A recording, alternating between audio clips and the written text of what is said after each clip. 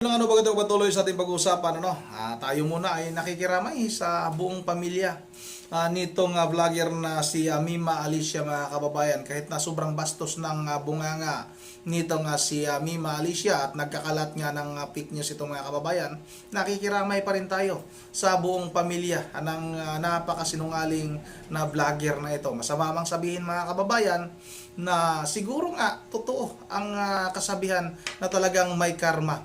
Nakarma na ito, mga kababayan, dahil sa kanyang kabastusan. Ulit, humihingi tayo ng pasensya. Pumanaw na itong mga babaeng ito. Pero pag napanood nyo itong video na ito, mga kababayan, ito yung pinakahuling video nitong si Mima Alicia, hindi mo rin talaga mapigilan na makapagsabi ka na buti nga sa'yo, nakarma ka.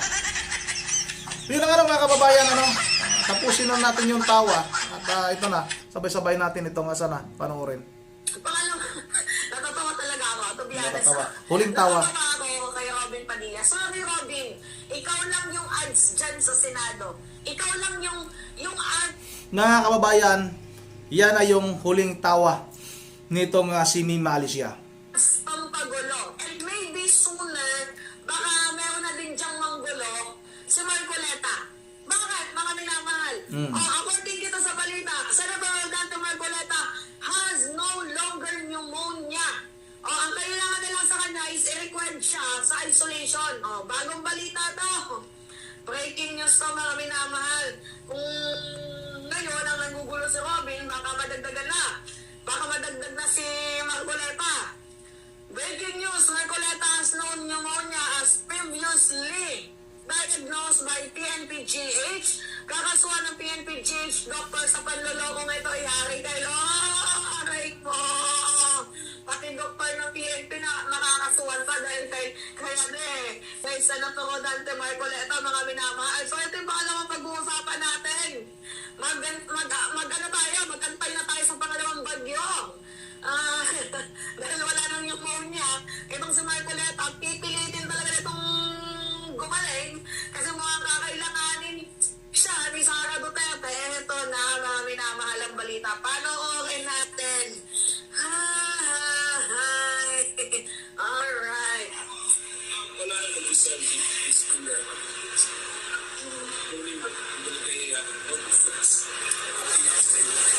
kanina no, kinu-question mo Toro nga, ilang oras ba nag-last mula no exam tapos nilabas yung result?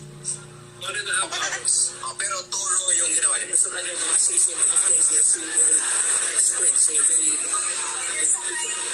Sa 5 weeks na to, kailangan pakipos sa No further hospitalization. 5 weeks in the we also tend to resolution action.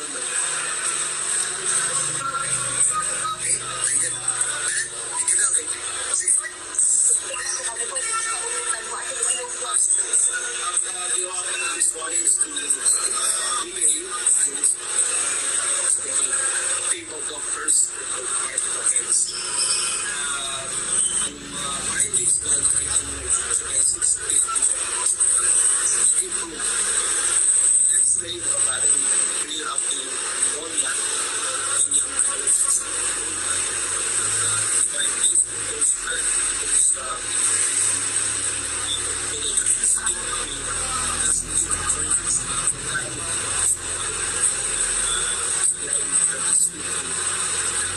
those for the record, ako may pneumonia talaga sa pero gumaling na. July 6. Let's say nung dito ni Bukel this afternoon this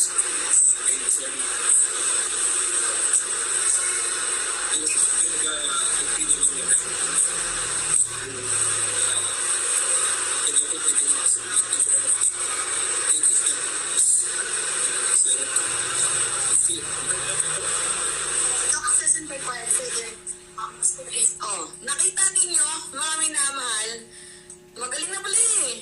Bakit hindi nyo napusasan? Bakit pa kailangan i-isolate? Alam niyo, yung doktor ng PNP, diba? Sa PNP-GH ba yun? General Hospital. I think dapat makasuhan. For faking the documents eto kaibigan natin tong si Yayam, mga minamahal. Sabi dito ni Yayam, grabing panluloko ng PNP General Hospital. Diba? Breaking news, Marcoleta has no pneumonia. Walang pneumonia si Marcoleta. Walang pneumonia si Marcoleta. Wala. As previously diagnosed by PNPGH. Kasuhan ng PNPGH doctor sa panlilokong ito. Ay, silent devotion, mga minamahal. Si Marcoleta ay walang pneumonia. Ngayon, Hindi po kagaya ng sinasabi ng Philippine National Police General Hospital na meron daw siyang pneumonia. Nakita ng isang doktor, yung lab test niya, lahat-lahat, na walang nakitang pneumonia. Keme lang ang pneumonia. Alam niyo yan, gawa-gawa lang ng kampo ni Senator Rodante Marcoleta yung sakit-sakitan niyang pneumonia. Pero hindi nag-i-exist yung sakit na pneumonia. Gets ninyo? Harap-harapan nyo kami niloloko. Kaya nga lahat tayo magtataka, di ba? Ang lakas ni Marcoleta sa mga rally. Ang lakas niyang mag-voice out. Tapos nung nagkaroon ng warrant of arrest, biglang nagkasakit. Meron bang ganon? Kaya ang hirap, mga minamahal, magkaroon ng warrant kasi dumadating ang sobrang dami mong sakit. Tingnan ninyo Ako. Papakita ko sa inyo. Anytime pwede akong mag-neck brace. Anytime. o ito na yung pinakahuling pambabastos, no? Nitong si Mima Alicia, mga kawayan, grabe, sobrang bastos.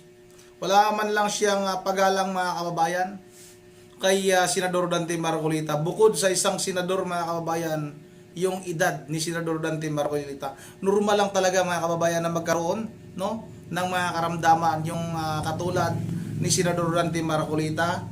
Kasi nga, kung hindi ako nagkakamali, nasa mga 73 years old na itong si Senador Dante Marcolita, mga kababayan. Tapos binabastos lang ng ganitong klaseng bayarang vlogger, mga kababayan. Kaya hindi natin masisisi nga yung ating mga kababayan. Yung iba sinasabi na talagang deserve yung nangyari sa vlogger na ito. Patuloy natin ito. Anytime pwede akong mag-neck brace. Paano ba itong putragisan na to? Si Mima Alicia ay naka-neck brace po, mga minamahal. Anytime pwede po tayo. Putik na yan. Hoy, Marcoleta, gawin mo to. Nag-neck brace ka. Oo, Marcoleta, gawin mo to. Aliw, no? Diba? Ano yung comment dito na binabasa ko? Manong during ang sakit ni Marcoleta. Diba? Marcoleta, gawin mo to. Oo, para naman very Gloria yung atake mo diba? Very Gloria. Chest pain, pneumonia, diba? Dapat sana ginanito mo na lahat na tapos nag-wheelchair ka na. Diba? Ano yun, yung Gloria Arroyo, tawag doon? Gloria Arroyo syndromes. Ano yung sabi dito? Only in the Philippines, yung dramang ganyan, masyadong spoiled mga politiko, feeling entitled. Totoo, mga minamahal. Masyadong feeling entitled ang mga politiko, di ba? Pag nagkakaroon ng warrant of arrest, biglang nagkakasakit. May gulata, gayahin mo to. O dragisan ka. Yung nag-neck brace ka na. Di ba? Kulang yung chest pain, kulang yung pneumonia. Putik, dapat pag pneumonia ka, yung mga dumadalaw sa'yo naka-face mask. Bakit hindi sila naka-face mask? Mga minamahal. Ano yung sabi dito? Gloria, playbook, play safe, lunal na lang kulang, Mima. Lunal na lang ba? Maglalagay tayo. Wait lang. Maglalagay tayo ng lunal, oo. Sikat. Lunal na lang ba yung kulang sa atin? Wait lang, saan ba yung lunal? Oo. Ganyan ganyan. Mga minamahal, ganyan, Senator Rodante Marcoleta. Kung magpapanggap ka na meron kang sakit, dapat ganito, nilubos-lubos mo na.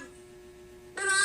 Yung nakikita physically na ay, hinang-hina, the wak-wak, wik-wik-wak-wak, alam mo yun, hinang-hina ka na.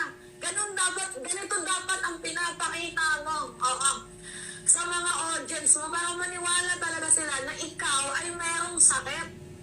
Gets mo? Kaya ngayon, damay pa yung Philippine National Police General Hospital sa kaso mo. Damay pa kasi gumawa kayo ng fake medication. Ano ba sabi dito? Dapat pinapsychotest na rin yung Marcoleta, narcissism test. Tama mga na, lahat ng test. Kahit blood test, ipatest na yan kaysa napakunante Marcoleta. Baliw eh! Diba? Wala naman palang pneumonia, nagpanggap-panggap naman pneumonia. May chest pain, kahit naman ako, may chest pain ako. Ang sakit, may chest pain ako. Pwede ako magpanggap na may chest pain ako. Pwede ako magpanggap na may ganito ako. Oo, kahit hindi naman, kasi hindi naman nakakaramdam yung doktor kung ano yung nakakaramdaman mo. Sasabihin ko lang, kahit tayo nakakaramdaman ko, tapos tuturo ako ng, kasi patulong naman talaga ako mga minamahal kasi dumaan talaga ako sa sakit nung nakarang araw. Sa hospital ako. Oo, yun yung totoo. Kaya meron akong neck brace. Diba? Dapat ganito. Diba? Pagkaling mo, madam. Ikaw, pangalawa, natatawa talaga ako. To be honest, natatawa ako kay Robin Padilla. Sorry, Robin. Ikaw... Tapos na mga kababayan. Yan na nga yung huling pambabastos nitong si Mima Alicia mga kababayan. Tinawag pa niya nga baliw si Senador Dante Marcolita mga kababayan. Grabe, sobrang bastos nitong babaeng ito. Kung saan man yung kaluluwa nitong si Mima Alicia ngayon mga kababayan, kung saan man inilagay, kung saan man itinapon mga kababayan, dahil sa palagay ko hindi naman ito tatanggapin sa langit mga kababayan dahil sa sobrang kabastusan, sobrang kasinungalingan, sobrang paninira. Hindi ito tatanggapin sa langit mga kababayan. Baka nga itong si Mima Alicia, baka nga itong si Satanas, aagawan pa ng trono mga kababayan dahil sa kanyang sobrang grabe, sobrang kabastusan, sobrang kasinungalingan.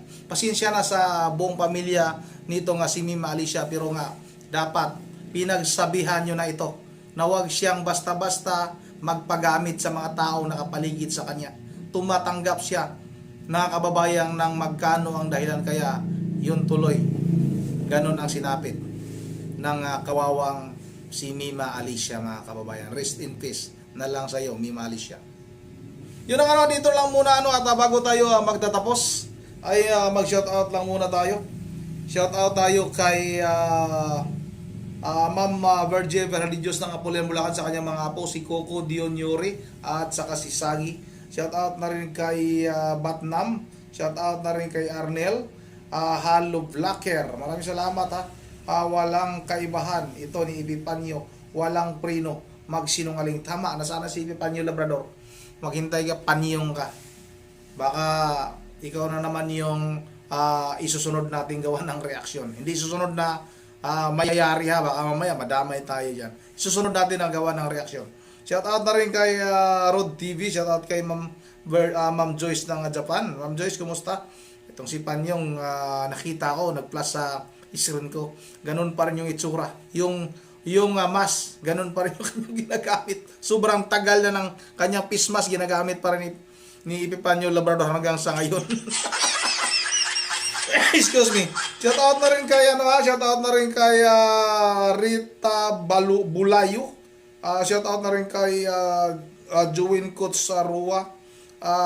Salamat sa iyo, idol. Shout out na rin kay Jonathan Arcelia, kay Jesus Catres at Catres Family ng Pasay.